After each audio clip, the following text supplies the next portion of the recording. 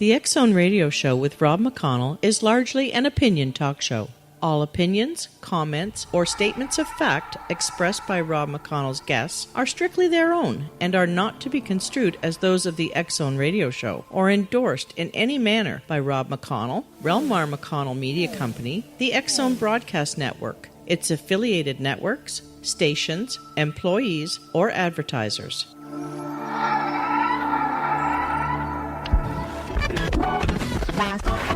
All Hit Radio.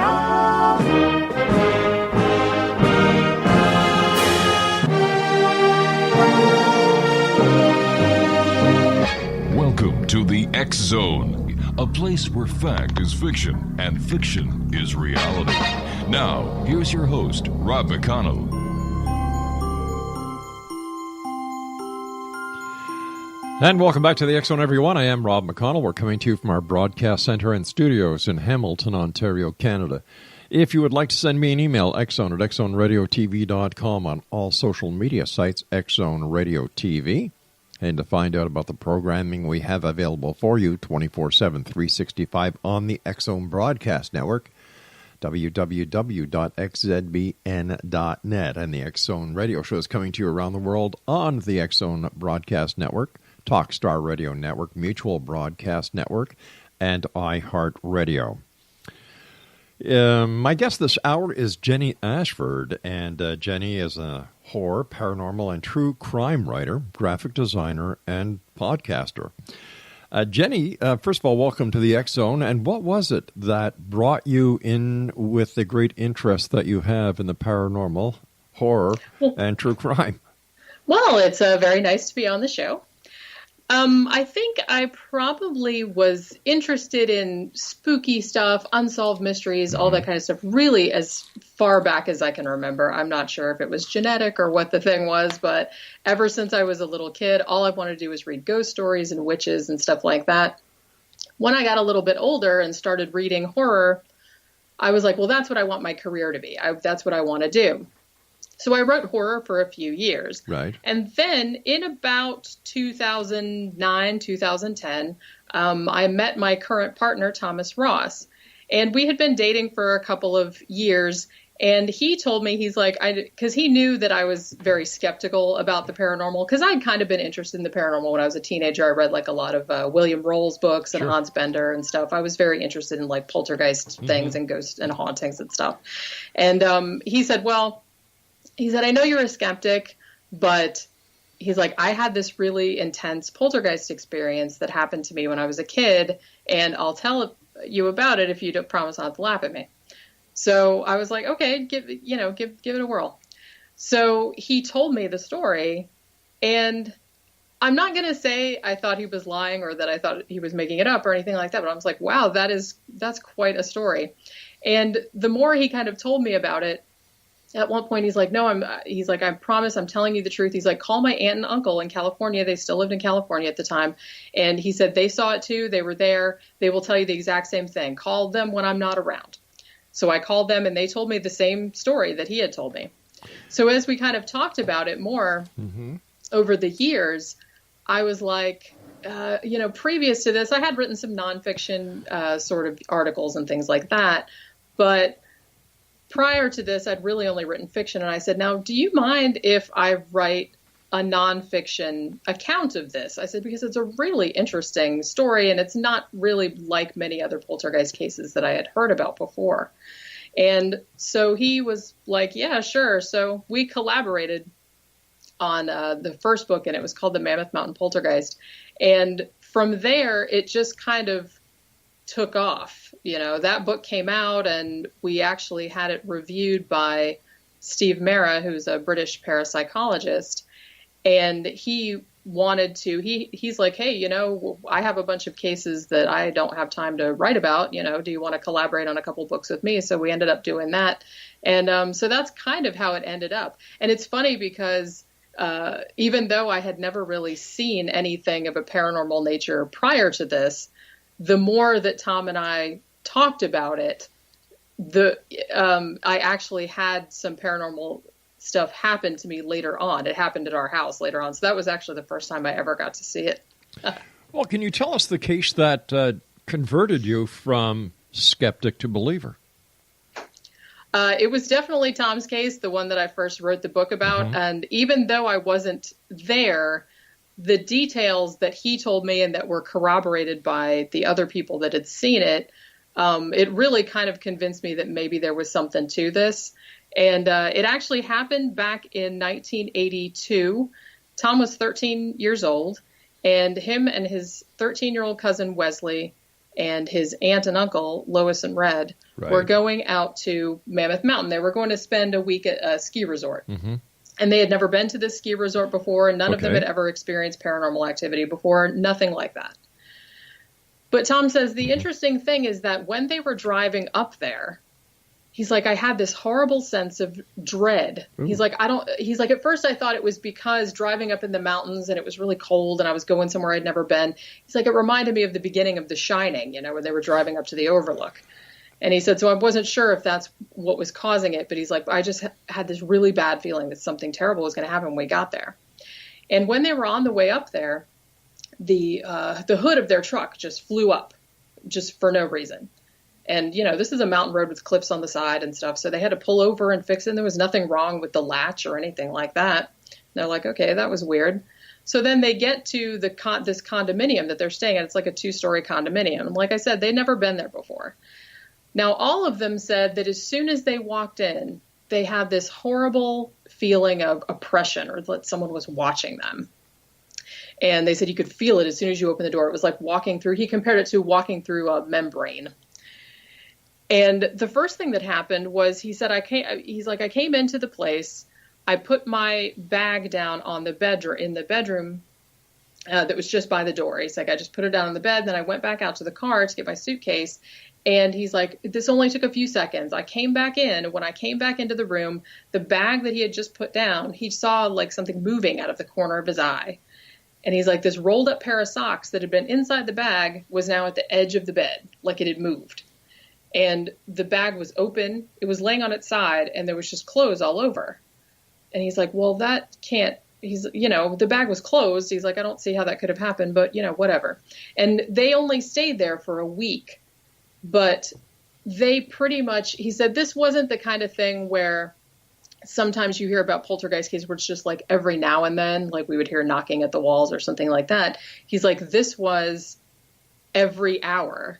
There was just stuff. And he's like, it got to a point where it was just undeniable. He's like, it's just things were moving, mostly like small objects, like little towels, little mugs, things like that. He's like, they were teleporting from room to room.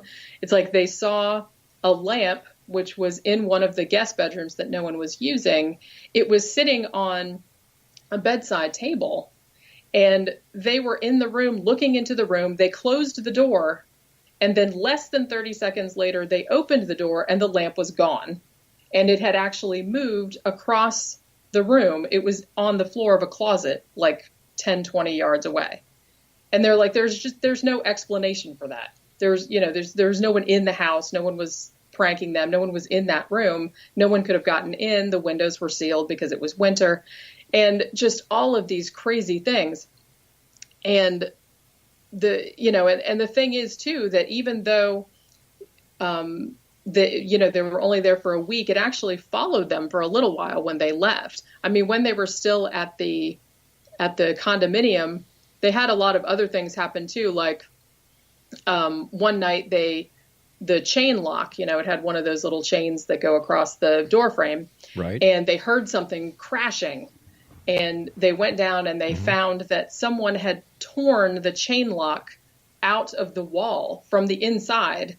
And on the door frame, there were like 3 deep marks in the wood, like a claw, so it was just things like that. And like I said, they were there for a week and then they left, and it followed them because things happened. Tom went to his aunt and uncle's house in San Diego and stayed with them for a few more days, and things happened there as well. Like they had Tom had all these socks come out of a drawer and dropped on him. He actually heard something coming out of thin air that sounded like a voice, but it was like aquatic sounding. They had at one point, this was one of the weirdest things that happened, was his cousin was in bed and Tom's aunt was watching over him because of all the weird things that were going on. And she turned her head away for a second. And when she turned back, there was a figure in bed next to Wesley. And it had been made out of a shirt, a pair of pants, a tennis racket, and a baseball cap. Almost like whatever this was had like made this little figure like instantaneously in bed. Because she said she just turned her head for a second and there was nothing there, and then turned it back and it was there in the bed. So it was just as crazy. It only lasted a couple weeks, but it was 3 locations. There was a little bit of it at Tom's mother's house as well. But after 2 weeks, it just kind of instantaneously stopped doing it. But it was really one of the weirdest stories. And the more I heard about it, and the more I heard about it from his family and the other witnesses and stuff like that, the more I became convinced that there was probably something to that. Jenny, stand by. You and I have to take our first break. X-Zone Nation, Jenny Ashford is our special guest this hour. www.jennyashford.com. Interesting story. Oh, thanks. We'll be back on the other side of this break as we continue here in the X-Zone from our broadcast center in Hamilton, Ontario, Canada. Don't forget, Friday, February the 2nd, the X-Chronicles newspaper, January-February edition, goes on sale. And if you'd like more information, send me an email, xzone@xzoneradiotv.com, and I'll be glad to send you all the info. Or you'll be able to go to www.xchroniclesnewspaper.com and get your copy from our newsstand. My name is Rob McConnell. This is the X-Zone. Don't go away.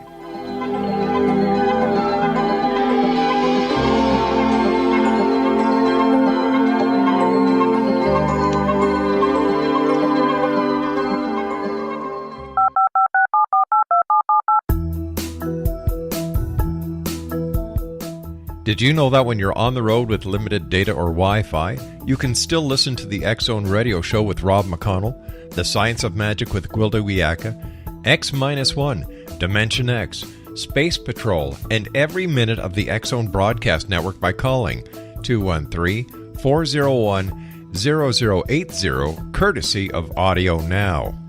No smartphone, app, or internet needed. It saves your data plan, and it's free if you have unlimited minutes.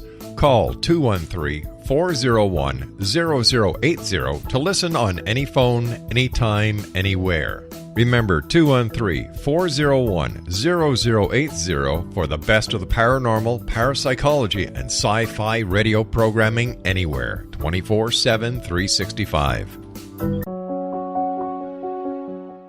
Gwilda Wiyaka's latest book, The Science of Magic Book of Mysteries, Volume 1, is the first book in a series based on her writings that open every episode of the Science of Magic radio show.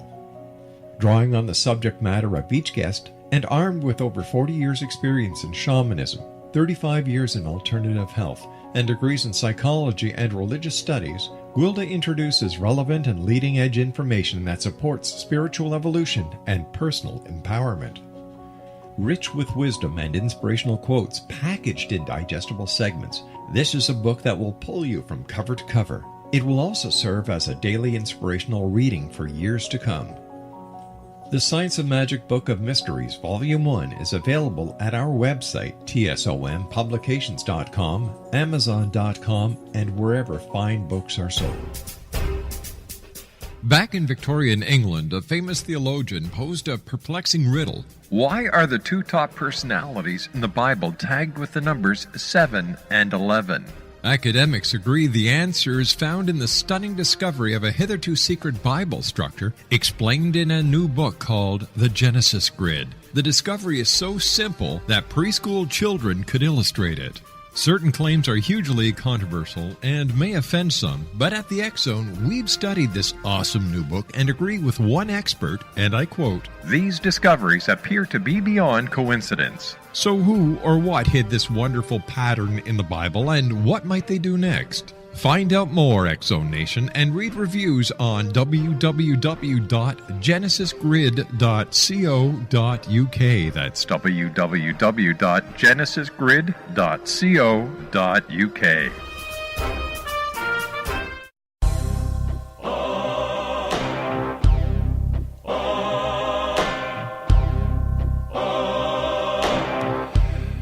Exonation, Jenny Ashford is my special guest, www.jennyashford.com. Jenny, after having heard these experiences about this poltergeist, this entity, this whatever it is, from so many people, did you do any investigating into its probable or possible cause? I did, and I actually I asked a lot of people about it, parapsychologists, people that had experienced it, stuff like that, when I was writing my book, The Unseen Hand, which is actually kind of a compilation of poltergeist cases that I wrote last year. I kind of got the impression that, and I believe this also, that poltergeist outbreak and haunting, a traditional haunting, are really two different phenomena. And as far as it goes, I still consider myself a skeptic as far as hauntings go, or ghost stories as in, the survival of someone's personality after death. Right. I'm not discounting the possibility that there might be kind of a residual type haunting, like, something like a tape playing back or something like that. But I'm not sure about ghosts as, living, people that were once living that are still hanging around.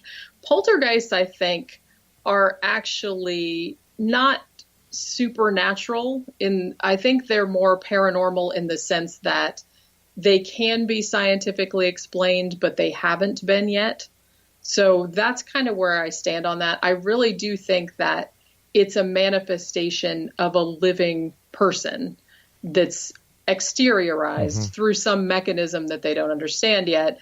Because it seems like when I was researching all the cases for my book, The Unseen Hand, in at least 90% of the cases, if not more, there was some individual, usually a teenager, not always, but almost always, who was undergoing some kind of emotional trauma. Right. That couldn't be expressed in a normal way or in a healthy way. And so it seemed like it would almost come out as, I've used the phrase before, a psychic temper tantrum, where, they were kind of trying to repress all these emotions, but it was always kind of leaking out in a paranormal type of fashion. A psychological escape valve manifestation. Yeah, that's exactly what I think it is. And so that's why I think it's kind of two different things. And I know that there have been some cases, and even some cases that I talked about in some of my books, that have aspects of both things, but I don't know. Sometimes I think maybe it's because a poltergeist or the focus individual that causes the poltergeist, it's almost kind of like they have an expectation, and that I think that can feed into what types of manifestations can occur. I think maybe if they're expecting it to act like a demon, it will act like a demon, or if they're expecting it to act like a ghost, it will act like a ghost. So I'm not really sure if when we see things that are called hauntings or, a surviving ghost or whatever, that might just be like a mischaracterized poltergeist, acting as though it's that, just because that's what the people witnessing it are expecting it to act like. Well, let's take a little bit of a recap, and please correct me if I'm wrong on any of the 3 points that I'm going to bring up. You were telling us that your cousin or the person who you believe to be the agent of the poltergeist was 13 years old. Yes. Okay. Number 2, it was expressed on the way up to this cabin, or this residence, that it felt as if they were going on their way to The Shining. Right. Okay. And then, is it possible that because of the effect of The Shining, there was the expectation that something would be going wrong? I have kind of thought that. And actually, Tom, he's my boyfriend, actually. He's the one that I wrote the book about. But he actually believes this too, because when he first started experiencing it, when he first went there, he had never experienced anything like that. He didn't know what to think. So at first, he's like, I'd never heard of a poltergeist. It was 1982. I didn't really know what that was. So initially he thought, oh, it's a ghost or it's some kind of scary entity. But as the time went on, he said, now the first thing that occurred to me near the end of the outbreak, which only lasted 2 weeks, as I said, he said, I started to think that it was reading my mind, because he's like, I found that I was able to predict the next thing that would move. He's like, I would see a vase and it would have like a strange aura around it that appeared. So like no one else could see it, but he could see it. Right. And then a second later it would move. So, but then as the time went on, he said, no, wait a minute. What if it's not reading my mind? What if I'm doing it? Right. Like unconsciously. Telekinesis. Yeah, exactly. Right. And as soon as he had that revelation, it stopped. Yep. And an interesting addendum to that is that the more we talked about it, and he is convinced that it was him doing it. He didn't think so at first, but he came to believe that. And he had some kind of later experiences that sort of cemented that in his mind. And the interesting thing, too, is that while we were working on the book and while we were working on subsequent paranormal books, we were talking about it so much. It was poltergeist this, poltergeist that, and we were discussing all these cases. And it started to happen in our house. Very minor, not anything compared to what he had witnessed back in 1982, but, things that were very, very oddly paranormal. And it wasn't just us that saw them. It was there. We had friends over and they saw it also. Just, things moving like a remote control just flew off a table all of a sudden. The doors would open and close. The doorbell would ring in the middle of the night and there was no one there. Things would fall off of shelves or fly off of shelves when you weren't really looking at them and stuff like that. So I kind of tend to agree with him that it's the unconscious energy of a person, and that sometimes when you realize that it's you doing it, that will make it stop. It's almost like you have to have the expectation that it's an outside entity for it to keep going. That's right. And the late Dr. Hans Holzer, agreed with that it was the manifestation of a human or an agent, mostly teenagers going through adolescence, who were causing this phenomenon known as poltergeist. Yeah, exactly that. So when it comes to ghosts, after-death communication, psychic readings, psychic phenomenon, where do you stand on that? You don't believe in ghosts? It's not so much that I just have never seen anything that would convince me. As I said, I've seen some things in the course of my research about poltergeist that kind of give me an idea that maybe it could be possible. I'm thinking in particular of a case that Steve Mera investigated that I collaborated with him on a book about it. And it was actually the Keith Linder case from 2014 to 2016 that happened in Seattle, Washington. And the interesting thing about that case was that there was a lot of poltergeist type phenomena. There were a lot of fires and things of that nature, things moving around. But there were also over 400 EVPs, and they seemed to be, and they were very clear. He played me several of them. And they appeared to be intelligent in that they were commenting on whatever the investigators were doing at the time. There was even one, and this was actually one of the creepiest ones, where Steve Mera's colleague, Don Phillips, he had brought a bouquet of flowers, and he had put it on this table in the hallway.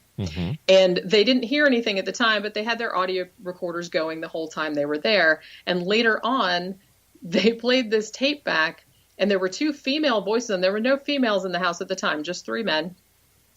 And there were two female voices. One female voice said, "Whose are the flowers?" And then another female voice said, "That man brought them," very clearly.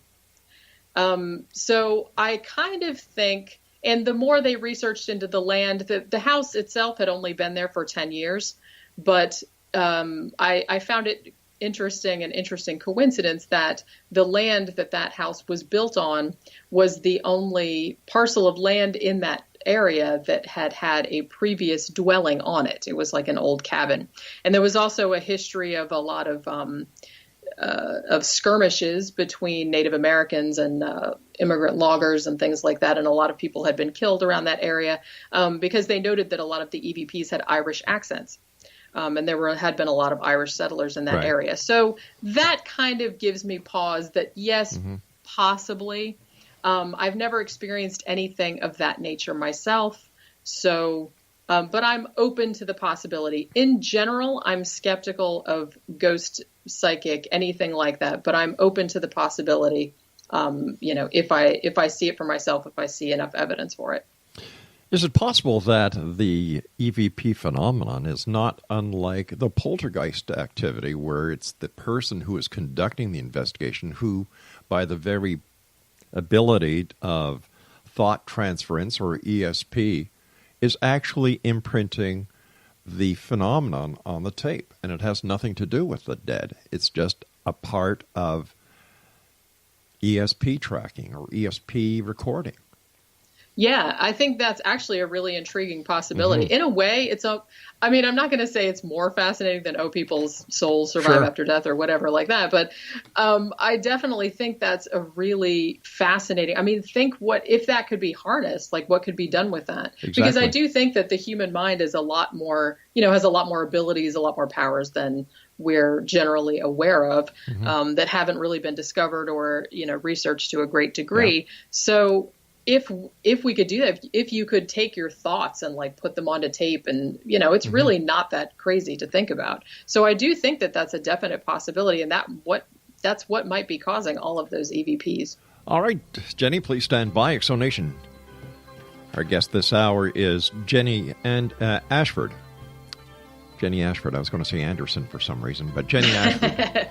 Her website is www.jennyashford.com, and we'll be back after this news break at the bottom of the hour as we continue here in the X Zone from our broadcast center in Hamilton, Ontario, Canada. Don't go away.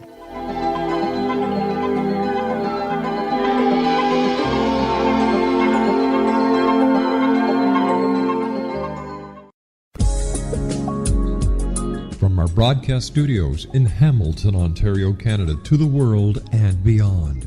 You're watching the X Zone Broadcast Network, www.xzbn.net.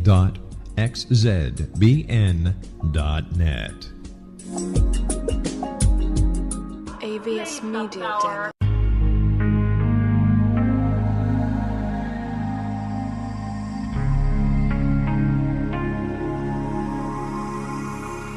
The scientist and the mystic have been on an age-old, relentless search with one thing in common. They seek truth. Their paths converge in the 40,000-year-old practice of shamanism, an ancient science delving to the quantum level of life, facilitating healing, manifestation, and evolution.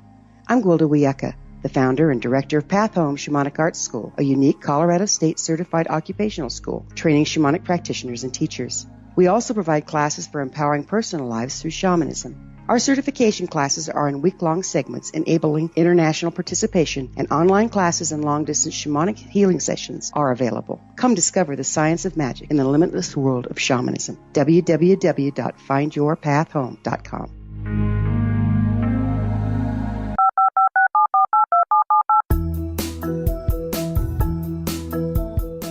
Did you know that when you're on the road with limited data or Wi-Fi, you can still listen to the X Zone Radio Show with Rob McConnell, The Science of Magic with Gwilda Wiyaka, X-1, Dimension X, Space Patrol, and every minute of the X Zone Broadcast Network by calling 213-401-0080, courtesy of Audio Now. No smartphone, app, or internet needed. It saves your data plan, and it's free if you have unlimited minutes.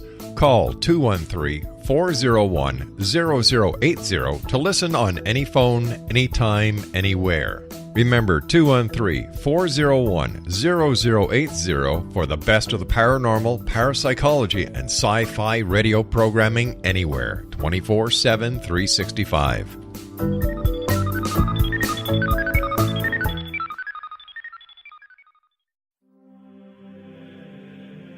Rob McConnell here, presenting an overview for Nicholas Paul Jennings, author of a fascinating book, Amen. It presents facts revealed by Egyptologists, facts that enable us to understand why Amen is the beginning of creation of God. It provides recommendations for religious leaders of the major religions to unify their beliefs and teach the Word of God. Love one another. Amen informs people how mankind conceived God. It was the Egyptians that developed the concepts of a soul, a hereafter, and Son of God. And finally, after the worship of many gods, they conceived the belief in one universal God, the maker of all there is. For more information, visit www.futureofgodamen.com. That's www.futureofgodamen.com.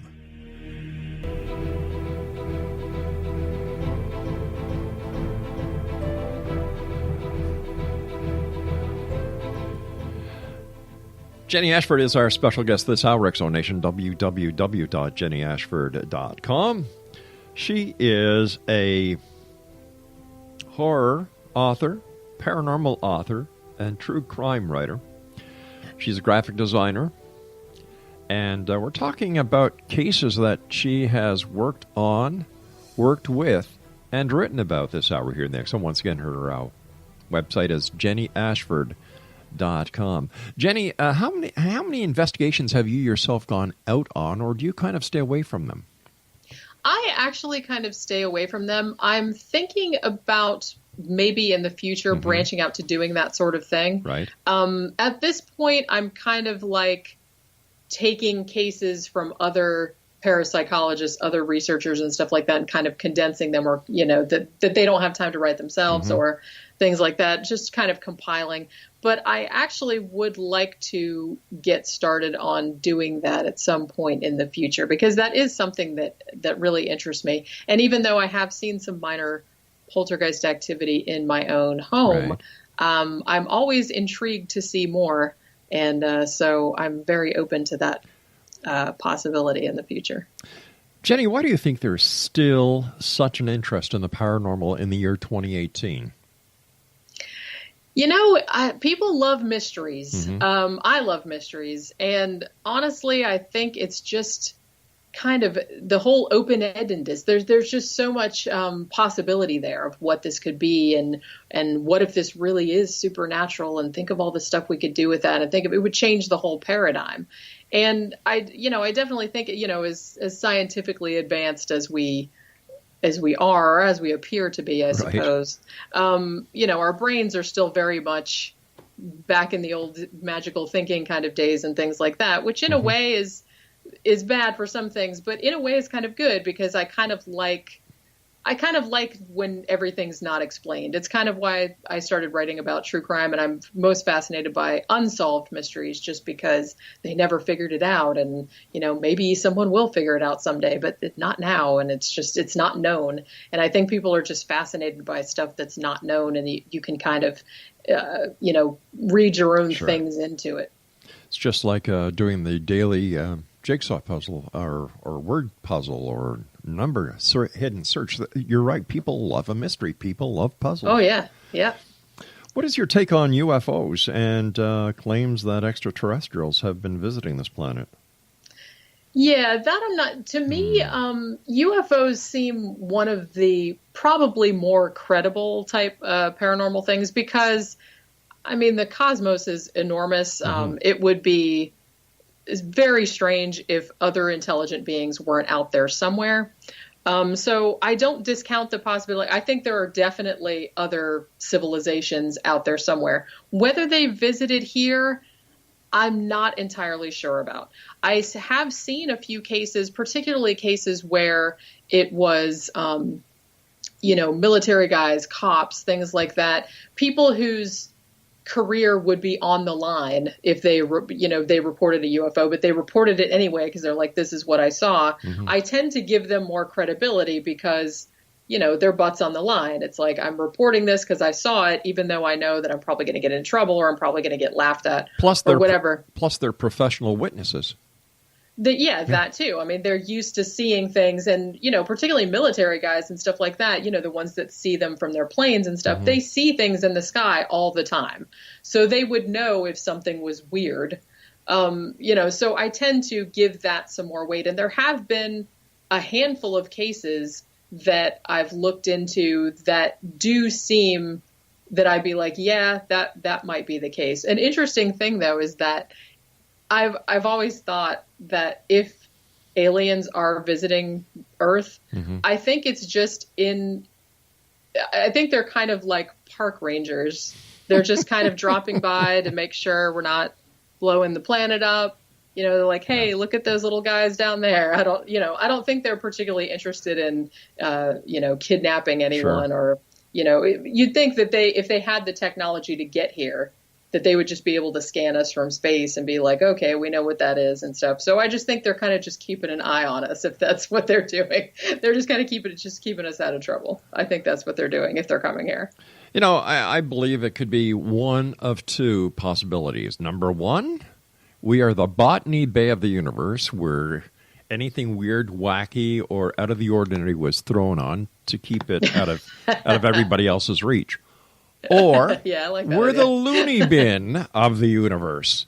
And can you just imagine somebody zipping over to planet Earth and seeing the hunger, the climate, the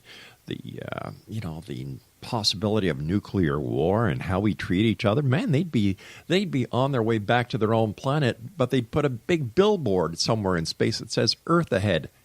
Turn around now." Yeah, avoid at all costs. Exactly. That's kind of what I thought. I was like, I don't know if they'd want to come here. Yeah. Why would they want to come here? They don't want to talk to us. That's the $64 million question. Why would they want to come here? Yeah, I don't know. I don't know. Like I said, unless they're just keeping an eye on us, making sure we're not doing anything terrible to their.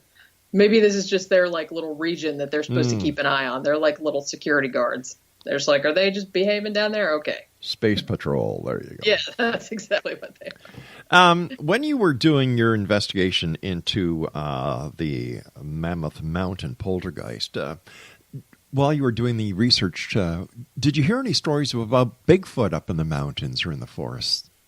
It's weird because I have been asked that question before about the very same thing, but I had not. The only strange stories, I think, when I asked about that particular plot of land where those condos are still there. They've been remodeled since then, but I've seen pictures of them online. The only thing was, they said, oh, maybe Indian burial ground and stuff like that. But they always say that when haunting stuff takes place. Yeah. But I don't think I ever heard anything about any kind of Sasquatch or Bigfoot or anything like that in the area. No. Well, as a paranormal writer, what's your take on Bigfoot? That's another one that I personally think that it probably doesn't exist, but if it did, it wouldn't shock me. Because to me, I don't really subscribe, because I know that there are some schools of thought about Bigfoot that he's not just like an animal, or he's like a spiritual being or something of that nature. I don't really subscribe to that. I think if there's a Sasquatch that exists, it's in a very remote area and it's just a hominid. It's a large ape or something like that. It's possible that one could have gotten isolated at some point and there's a small population of them. I don't think that's totally crazy. I haven't seen enough evidence to support the fact that there's a breeding population of them that they're eating and things like that. But like I said, if someone did come up with one and were like, here it is, and they took its DNA and everything like that, I'd be like, oh, okay, okay. Yeah. I wouldn't think it was that weird. I agree with you there. But one of the questions that I love asking people who are, I'm going to use air quotations here, ghost researchers or ghost hunters, is, all right, now, if you're a hunter, you're going out to kill something, right? Yeah. But a ghost is already dead. Yeah. And so what are you going to do once you, in fact, establish that a ghost is real? What are you going to do? Yeah, I don't know if they've actually thought of it to that extent. It's funny to me because when I watch some of the TV shows and stuff, Ghost Hunters and Ghost Projects and stuff like that, it's like they go into these places with all this equipment, like looking for ghosts, hoping for ghosts, to happen. And then when they do happen, they freak out. They get all scared and stuff like that. I'm like, I thought that's what you wanted. I mean, you went in there with the intention of trying to talk to them and trying to capture them. So like, why freak out when something happens like that? Because freaking out excites the viewers. I guess so. That's all it is. I guess that's what it is. Yeah. I do watch those for entertainment value, but I've talked to enough parapsychologists to know that a lot of that is not the way to conduct a haunting investigation. Exactly. And based on what you've seen on the television and how you yourself regard it, Do you believe or do you think that these shows are an asset or a hindrance to true parapsychology and true psychological investigations into the paranormal phenomenon? In the main, I think they are a hindrance. Even though a lot of them are entertaining, I watch some of them myself, like I said, for entertainment purposes, and a lot of them are funny and things like that. But as far as serious research into it goes, I think the glut of these paranormal shows is making the whole thing into a joke. And so now when you say, oh, you study parapsychology, people are like, oh, you mean you run around in like old asylums, waving an EVP or an EMF meter or something like that. Right. And it's really not like that. I mean, a real parapsychological, again, air quotes, a real parapsychological investigation is not like that. And so I do feel like the field gets taken a lot less seriously because of those shows. I mean, on the other hand, those shows show that there's a lot of interest in it. And obviously a lot of people do believe in it, but I feel like there's not as much solid scientific research into it as there probably should be, because I do think there's a phenomena there that needs to be explained. But if it's just going to get junked up with all these silly shows, guys running around in the dark, or, guys like big rednecks running around looking for Bigfoot or whatever, I think it's just going to become a laughingstock, and you're not going to get people to want to study that with any seriousness. Well, my dear, you and I have to take our final break. When we come back, more of the paranormal, more about the strange, the weird, the bizarre. More of the X-Zone with my special guest this hour, Jenny Ashford. Her website, www.jennyashford.com. And I will be back on the other side of this break. Don't forget, X-Zone Nation, the X Chronicles newspaper, now in its 28th year, comes out this coming Friday, February the 2nd, at www.xchroniclesnewspaper.com.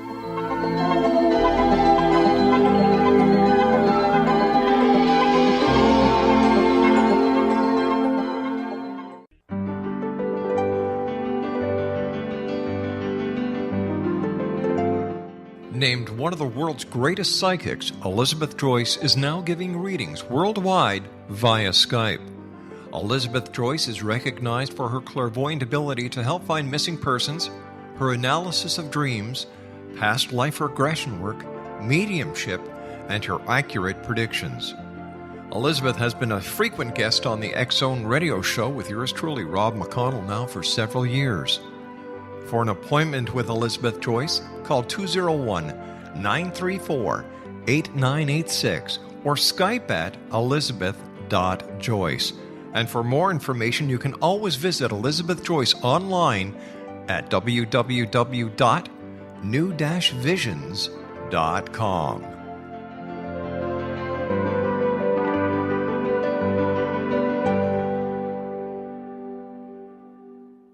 The new nonfiction book, Razor of Madness, is similar to cult movies like Clockwork Orange, Dragon's Tattoo, or The Other Side of Hell. Wayne Morin Jr. and Thomas Lee Howe will expose widespread and systematic deficiencies in this thought-provoking tell-all novel. Mind control rages among scholars in law schools. Human rights are ignored while thought reform and mental manipulation are accepted practices used as behavior modification. Dr. Louis Jolyon West comes to mind. Media and public scrutiny shows that United States mental hospitals are in fact destructive murder industries. Razor of Madness expose novel details this epidemic through an in-depth professional and personal investigation. For decades, there has been a revolving door policy that still releases killers and pedophiles back into society. The maestro of mind control continues to haunt America to this very day. Razor of Madness is available in paperback or as a downloadable ebook at Amazon.com. I'm William S. Peckham. If you enjoy a good mystery with a touch of the paranormal, then you'll love my novel, From Out of the Woodwork. It's the story of a young Toronto contractor, Sean Kennedy, who buys derelict homes, guts them, and turns them into multifamily dwellings. Slums just waiting to happen. When Sean buys 29 Livery Lane, the house fights back. Former owners unexpectedly come out of the woodwork as he starts the destruction. The apparitions come to him when he touches old books, reads hidden letters, rummages through old boxes, finds a locket or reads a discovered manuscript of a murder mystery. From Out of the Woodwork will take you from 1899 to the horror of the World Trade Center, September 11, 2001. Check out From Out of the Woodwork on my website, www.williamspeckham.com.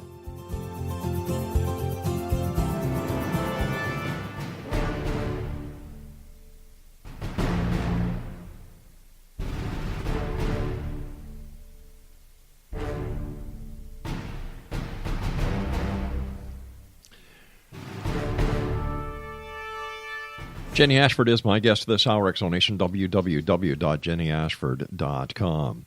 Tell us about some of the true crime that you've written about.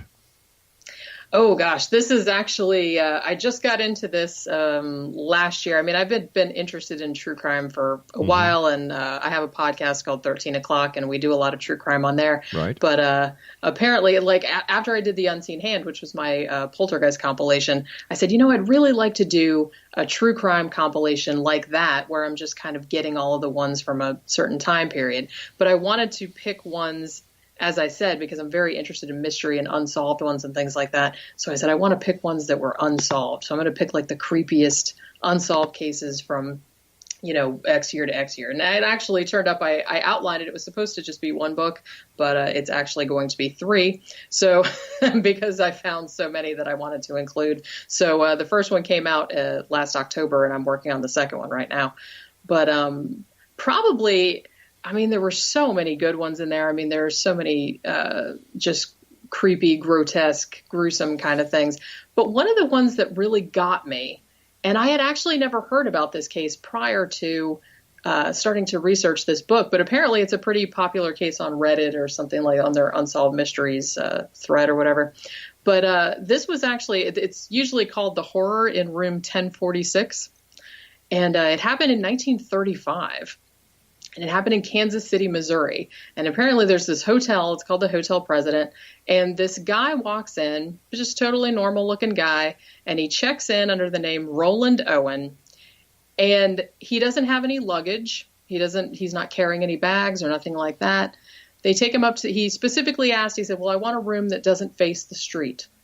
So they were like, okay. So they take him up to a room and he goes in the room.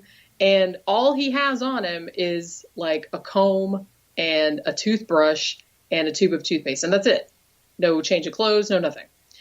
So he's staying in the room, and the whole time he was there, like he was there for a couple of days. And then like all of these weird things would happen. Like the maid would come and he would be sitting in the room in the dark, like by himself. Like he would just have this little lamp on. He always kept the curtains drawn. He was like talking on the phone. There was these mysterious conversations on the phone, and people heard yelling coming from the room and things like that. And then on one morning, the operator, because at the time they had the switchboard in the hotel lobby, and the operator noticed, the phone up there is off the hook. And so they kept knocking and getting, hey, put the phone back on the hook. And finally, one of the bellboys goes in the room, and he's like, the guy is lying on the bed naked. He looks like he's drunk or sleeping or whatever. And he's knocked the phone off the hook. So the guy puts the phone back on the hook, and he's like, okay, drunk guy, whatever. And then he goes back down to the lobby. And then they notice a little while later that the phone's off the hook again. Wow. But this time when they go up to the room, they try to open the door, and the guy is all, he's all bloody, and he's like holding his head. His head's all messed up, like it's been bashed in. He's got stab wounds all over him. And later on, like he didn't die right away. The weird thing was that they busted in the room. They called the doctor. They called the cops, and they take him in the bathroom. And it looks like he's been, he has ligature marks like around his neck and his wrist, like someone's been torturing him. And the bellboy had been in there only 2 hours before, and he didn't see any of this stuff. And no one was in there. No one saw him go in or out. And they put him in the bathroom, and they're like, what happened to you, man? Who did this? And he said, nobody. And they said, well, then what happened? Did you try to kill yourself? And he said, no. He said, I fell against the bathtub. That's all he said. And then they took him to the hospital, and he died. And then after he died, they found out that Roland Owen wasn't his real name. So for a long time, they didn't know who he was. And apparently he had gone under a bunch of different aliases. They didn't really find out who he was until a year later. Now, because they didn't know who he was, they were going to bury him in a potter's field. But then the funeral home gets an anonymous call and says, I'm going to send you money to pay for his funeral. And they got money to pay for the funeral. And then a florist got another anonymous call. And they said, I'm going to send you money for a bouquet of 13 roses. And I want the card to say, love forever, Louise. No one ever figured out who Louise was. Nobody ever figured out who this guy was talking to on the phone. Nobody saw anybody go up in the room, like during the time, because he was fine. He was sleeping drunk on the bed. There was no blood, nothing like that. And then 2 hours later, he was all cut up and all banged up and he died. And it was just the weirdest kind of thing. And like a year later, they actually found out who he was because there had been a write-up about him, like in this magazine, in a national magazine, and there had been a sketch of his face. And a friend of his mother's actually happened to see the sketch and sent it to her and was like, is this your son? And she's like, oh my God, it is. And the weird thing about that, his name actually ended up being Artemis Ogletree, and he was from Alabama, I think. And he was only 17 or 18 years old. But his mother had not heard from him since the previous year. But the creepy thing about that was that she had received 3 letters, like typed letters, that were supposedly from him, even though she thought it was suspicious at the time because she's like, I don't think he can type, and it doesn't sound like him. So she was already kind of thinking, where did he go? What happened to him and stuff like that. But the letters that she got them after he was dead. So nobody knows who this guy was, who killed him, who all these people were who sent money to have him buried and the flowers and everything like that, who sent the letters to his mom. It was just the weirdest case. And there's like all these other creepy details about it. And for some reason, it really fascinated me because I'm like, they need to make a movie about this. Exactly. I wish they would solve it in a way, but then I wish they don't because, I mean, it's terrible that this guy got murdered and everything like that, but it's so intriguing. There's just so many weird possibilities about it. But it's just, that was really one of the standout cases that I wrote about in the book. Now that is a true mystery. Yeah, it was very mysterious, that's for sure. If there are people listening tonight around the world who are considering to become an author, what advice could you share with them?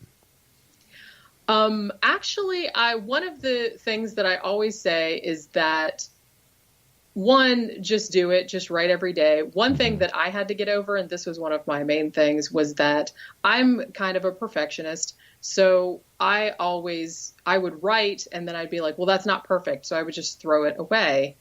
Until it occurred to me that I was like, well, I can just write it and then later I can go back and edit it. And I know it seems very simple, but that took me a long time to realize. Also, especially nowadays, I would actually not recommend going the traditional route of, getting an agent, submitting to publishers, things like that. It does work for some people. I have had novels published by small presses and things like that. But in general, I'm kind of like, I'm a very go it on your own type of person. Mm-hmm. I'm also a graphic designer, so I like to do my own covers. I like to do my own layouts. And, the way that we have Amazon now, the way that we have ACX, which does audiobooks, because I also do my own audiobooks. I read them and everything. So it's so easy now to do everything yourself that I would almost recommend that young writers do that rather than trying to go the traditional route. Although you still can, but I feel like it takes longer and you will probably get more return if you put in the work and do all the stuff yourself, or at least as much of it as you can do yourself. So what's next for you, Jennifer? At the moment, I am working on the second volume of my true crime book, which is called The Faceless Villain. And this one will cover unsolved murders from 1960 to 1980. So we have some serial killers in there, the Zodiac, Jack the Stripper, some other kind of big ticket cases in there. So I'm in the middle of working on that right now. And I'm also always working on my weekly podcast, which is called 13 O'Clock. We do a show that comes out every Tuesday, and we also do movie reviews that come out every Friday. So that's a lot of work there. So I've been putting that. We have like an audio podcast, and we have a YouTube show also. So always working on that. And where can people find your podcast? YouTube, we have a channel called 13 O'Clock Podcast. Also, the audio podcast, I usually upload them to archive.org, but you can find them on iTunes, as far as I know, last time I checked. And you can also just go to our blog, which is 13o'clock.wordpress.com, and there's a link there for the audio, so you can listen to all of our past episodes. I believe we're on episode 76. Yeah, we just did episode 76. Was the last. Good for you. Jennifer, it has been a great pleasure speaking with you tonight. I want to thank you so much for joining us and for sharing the experiences and the mysteries with us. And I would love it when you finish your next book, if you'd be kind enough to let us know so that we can bring you back on and talk more about mysteries, horror, the paranormal, true crime, and whatever you think is weird, wonderful, and wacky. Well, of course, I would love that. Jennifer, thank you so much for joining us. Take care of yourself, and let our listeners know what your website is, please.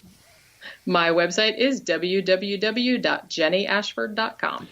Jenny, take care, and thanks for joining us again. You too. Thanks for having me. All right, Exo Nation, for more information about Jenny Ashford, visit her website, www.jennyashford.com. I've got a little mystery going on here because I want to find out who Jenny Anderson is. And yes, we will who is that lady? That's right. Maybe there's a synchronistic connection here between having you on the show, Jenny Ashford, and talking about Jenny Anderson. Take care again, Jenny. Exo Nation, I'll be back on the other side of this news break at the top of the hour as we continue here in the X Zone from our broadcast center in beautiful downtown Hamilton, Ontario, Canada. Don't forget, Friday, February the 2nd, www.xchroniclesnewspaper.com. 92 pages filled with the strange, the weird, the bizarre, the paranormal, and much more.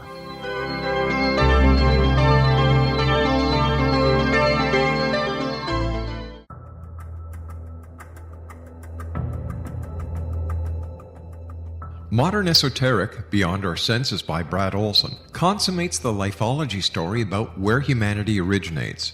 It is the lost continents, the primitive wisdom, the mythos of creation, and the rethinking of ancient history as we are taught in academia. There is much more to the story than what we have been told.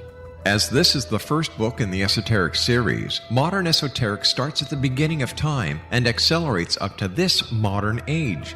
Future Esoteric is book 2 in the series and takes a forward-looking position ahead of today with an open and honest examination of the ET issue and various unexplained phenomena. To discover the writings of author Brad Olson, visit www.bradolson.com. That's www.bradolson.com.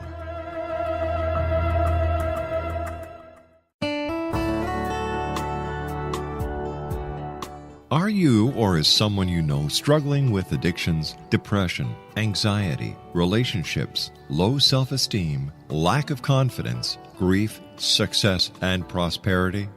Do you know that your subconscious belief plays a big role in the outcome of your hard work? We can help you permanently change the beliefs that may be the reason for your struggles and failures.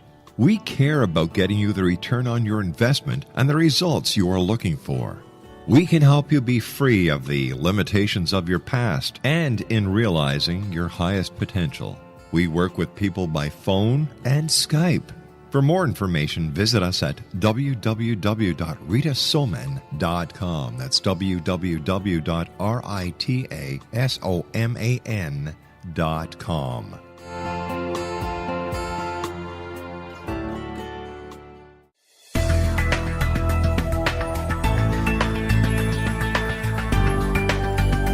Do you think you have energy problems in your home? Do you feel better when you're away than when you're home? Joey Korn is a global leader in the world of dowsing who specializes in personal energy clearing and space clearing. He can help you create an ideal energy environment in your home no matter where you live in the world. Learn about his remote spiritual house cleaning services and much more at www.dowsers.com.